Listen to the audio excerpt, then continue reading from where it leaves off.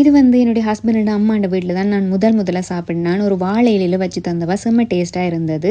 இதுக்கு வந்து நீங்கள் மிளகாய் எடுத்து நடுவில் கீறிட்டு கீழே வரைக்கும் கீறக்கூடாது. உள்ளுக்கு இருக்கிற சீட்ஸை வந்து வெளியால் எடுத்துகிட்டு ஸ்டஃப் பண்ண போகிறோம்.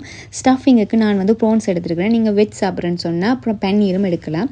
வெங்காயம் உள்ளி எல்லாமே குட்டி குட்டியாக கட் பண்ணிவிட்டு தேவையான அளவு உப்பும் தூளும் போட்டு வடிவாக மிக்ஸ் பண்ணிவிட்டு ஸ்டஃப் பண்ண போகிறேன்.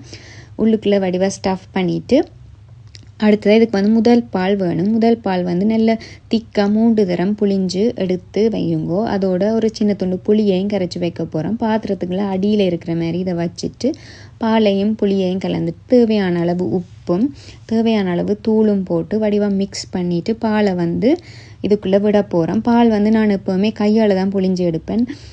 ஹஸ்பண்ட் அம்மா வந்து கையால் தான் புளிஞ்சு எடுப்பா. பார்க்கவே ஆசையாக இருக்குது. நான் அவாட்டையே பார்த்து பழகிட்டேன். ஸோ எனக்கும் அது பழக்கத்தில் வந்துட்டு இப்போ வந்து பாலை அதுக்குள்ளே விட்டுட்டு அடுப்பில் வைக்க போகிறோம். மீடியம் ஃப்ளேமில் மூடி அடுப்பில் வச்சா சரி. கரண்டி எதுவுமே போட தேவையில்லை. அடுப்பில் வச்சு வடிவாக வற்றி மிளகாய் எல்லாமே அவிஞ்சா பிறகு எடுத்து சாப்பிட்டா செம்ம டேஸ்ட்டாக இருக்கும். இப்படி டேஸ்டான கறி நான் எங்கேயுமே சாப்பிட்டதில்லை. அவ்வளோ டேஸ்டியாக இருக்கும். நீங்களும் ட்ரை பண்ணி பாருங்கோ.